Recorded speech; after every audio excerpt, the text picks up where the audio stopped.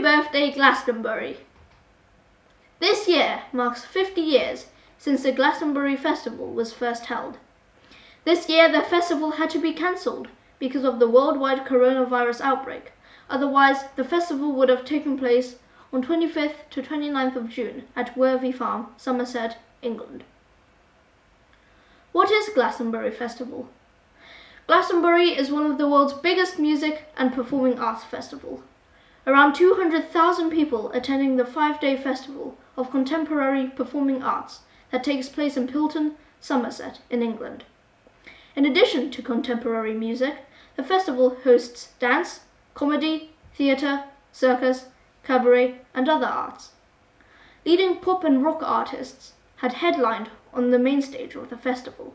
Adele, Beyoncé, and Stormzy are some of the world-famous artists who have performed alongside thousands of others appearing on small stages and performance areas. Many musicians have played there before they were famous, including Ed Sheeran, who played in 2011. How did the festival begin? Michael Eavis, a farmer who owns Worthy Farm, had the idea after watching the rock band Led Zeppelin perform at an outdoor festival in a nearby bath. The first Glastonbury Festival was held in 1970 and 1,500 people turned up. They paid £1 each for the tickets, which included free milk. Over the years, the festival gets more and more popular and very well attended, even seen as a fashionable act. Last year, a weekend ticket sold £248. All weekend, 135,000 tickets sold in under 36 minutes. Wow! Anyone aged under 12, accompanied by an adult, is allowed in for free. What's happening this year? On the week so that, were not for coronavirus, would have marked the festival's 50th birthday with headline sets from Paul McCartney, Kendrick Lamar, and Taylor Swift. Disappointed? Oh well, there's something to make it up. Over this weekend, the BBC is making a host of classic Glastonbury sets available across TV, radio, and online to show previous year's performances by some of the biggest acts in Glastonbury's history, including Beyoncé and Adele. Meanwhile, London's Victoria and Albert Museum hosts a virtual expedition for all about the Glastonbury Festival. You still have to catch up. And now, over to Leia, who will talk about 20 of the greatest Glastonbury performances. Number 20. The Levellers. Pyramid Stage 1994. Sometimes quantity really does matter as much as quality. Without a steel fence to keep the gatecrashers away, Glasgow was officially free and the Levellers played to what is reported to have been the festival's largest ever crowd to date, estimated at 300,000. Imagine how many dogs were tied up at the gate. Number 19. Kanye West. Pyramid Stage 2015. As far as classic Glastonbury talking points go, nothing since Michael Jackson died has come close to Kanye's 2015 slot.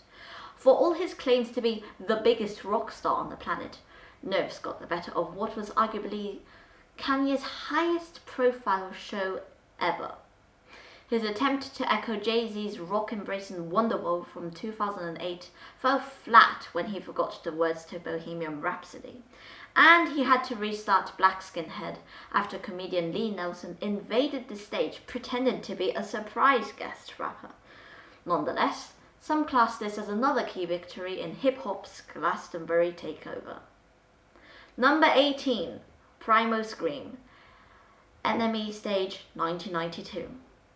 The volume, according to some onlookers, was like listening to a car stereo plane moving on up on the water 3 miles away. Yet, Primal Scream bringing Screamadelica to the Enemy Stage in 1992 was more of a collective celebration of music's most double-visioned zeitgeist. Generation Loaded came together as one, and rock and dance cultures mated furiously in the bushes at this peak of the ecstasy rave explosion. Number 17. T-Rex. Main Stage 1970. Don't touch my car.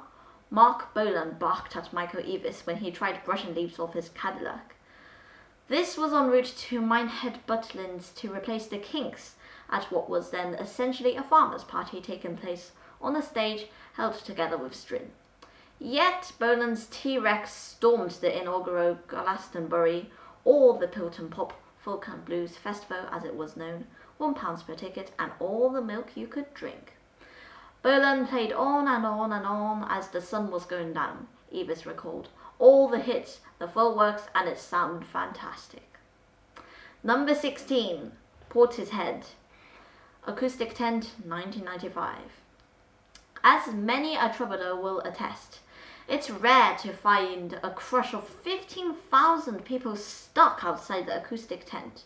But the arrival of loco-ish heroes Portishead bearing the sumptuous jazz lounge trip-hop of their hugely acclaimed debut album Dummy prompted just such polite chaos.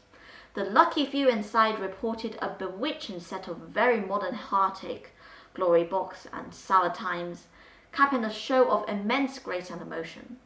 As many tears inside as out. Number 15, The Killers, New Tent, 2004.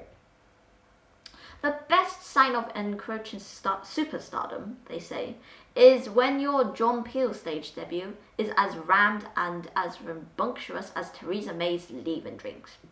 Arguably, the first and finest example was the tsunami of fans descending on the New Tent early on Saturday evening in 2004. To toast the arrival of Las Vegas indie pop showman The Killers. The crowd stretched far outside the tent, but even the ones on the outskirts bawled along to Mr. Brightside and All These Things That I've Done. It was such a moment that the band returned to the stage, now the John Peel stage, for a secret encore in 2017. Number 14, Orbito, Enemy Stage, 1994. Dance music has long since conquered clubland, but its clout as a force to unify a vast festival crowd was unrecognized until Orbito took Glasgow 94 by synthetic storm. Drawing 40,000 ravers to the Enemy stage for their headline set, and with little more than compulsive beats and headlights on their faces, the Hartnell brothers dazzled not just the millions watching Glastonbury's first televised broadcasts on Channel 4, but Evis himself. So much so, in fact, that he was inspired to open a dedicated dance tent the following year. It's since grown into its own festival within a festival in the Silver Haze Dance Village. Number 13, New Order, Pyramid Stage, 1981. By 1981, Glastonbury had grown far from its Pilton Pop, folk and blues roots. It was a C&D charity gathering of around 3,000 bikers burning up the site as they waited for Hawkwind to come on. It was our version of Altamont, but without any trouble, said New Order's Peter Harkov, their spirited support slot. But it was also the moment the band emerged from beneath the lingering clouds of Joy Division and proved themselves the silvery scouts of the new electronic age. Number 12, Beyoncé, Pyramid Stage, 2011. If Jay could do it, so could Bee. Following her husband's celebrated 2008 headline slot, and pregnant with their first child at the time, Beyoncé delivered Glastonbury's ultimate pop experience to date. Single ladies, put a rum on it, crazy in love, glitzy covers of songs like Love to Love You Baby, billowing ballads sung while kneeling on white grand pianos. Even the bells had whistles on them. Number 11, Stormzy, Pyramid Stage, 2019. Boasting what was rumoured to be the most expensive Glastonbury set ever staged, a Banksy stab vest, ballet dancers, Chris Martin, Stormzy had only released one album, his hit debut Gang Signs and Prayer, when he became the first black British solo artist to ascend to the revered Glastonbury headline slot in 2019. He used it as a battering ram to break the new grime uprising onto the most respected stage in the world. Historic. Number 10, Happy Mondays, Pyramid Stage, 1990. By its very nature as a gigantic concave mirror on alternative culture, Glastonbury reflects and exaggerates music's pivotal movements. Case in point, Happy Mondays roll onto the Pyramid stage in 1990, just as ecstasy is reshaping youth culture into very bendy shapes indeed, and twist the melon of an entire generation with Step On, Road for Luck, and Hallelujah, where the second summer of love, 1988 to 1989, was an in-the-know affair. This set made it universally hip to be hairy, leery, baggy, and boggle-eyed. Number 9, Jay-Z, Pyramid Stage 2008. Noel Gallagher wasn't having it, but Glastonbury 2008 certainly was. Gently mocking Noel's disgust as rap infiltrated rock's most revered stage, Jay-Z entered with a ramshackle solo rendition of Wonderwall, then all but smashed his acoustic guitar as he burst into 99 Problems. There followed a veritable firestorm of hip-hop classics. Izzo, H-O-V-A, Girls, Girls, Girls, Big Pimpin', Hard Knock Life, Ghetto Anthem, almost as though Jigga was beating the spirit of Glastonbury into submission before forcing it to wear a Brooklyn Nets shirt. The festival's mind was open forever that night. Number 8, Patti Smith, Pyramid Stage 2015. Most so-called heritage acts go through the motions at Glastonbury, a stout chunk of their folky new record, and begrudgingly a smatter of their old hits. Not Patti Smith.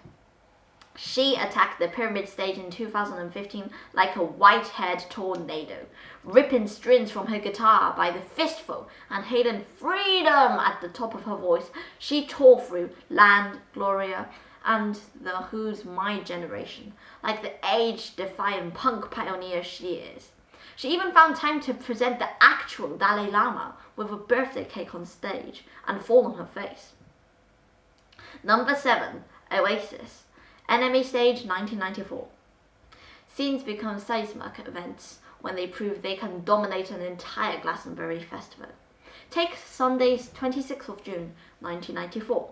When a young Liam Gallagher strode onto the Enemy stage in a black jumper and shades and demanded of a distinctly mad ferret crowd, "Are you lot gonna wake up for some proper songs?" Songs rarely came so proper as Cigarettes and Alcohol, Live Forever and Fade Away, which joined Shaker Maker and Supersonic in the wider public domain that day. Bombardments from Britpop's northern armies. The 90s suddenly had some real fight in them. Number 6, Blur, Enemy Stage 1994. By the time Pulp and Radiohead had played that same stage, that same day, in a lineup that Johnny Greenwood would describe as like the Champions League, Britpop had officially arrived. To herald this cultural breakout, Blur rode up in their Parklife caravan at sundown for a coming-of-age party that saw Girls and Boys, End of a Century, and the era-defining title track taken on as generational anthems, and a show as celebratory and momentous as any headline set. It took a year before the news at 10 caught on, but everyone at the Enemy stage that day knew that Britpop already owned the decade. Number 5, Radiohead, Pyramid Stage 1997. Radiohead's 1997 headline slot is often cast as a battle against the elements, malfunctioning stage equipment, and their own despondency. "Everything broke on stage," said Ed O'Brien. "It turned into the worst night of our lives. I don't think we ever wanted to play a concert again." But it's better remembered as a battle against the formulaic post-Oasis rock landscape of ocean colour scenes and stereophonics, into which OK Computer landed like a laser precision drone attack.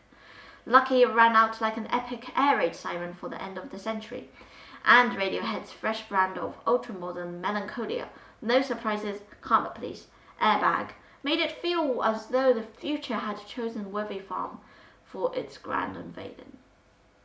Number 4, The Smiths, Pyramid Stage 1984.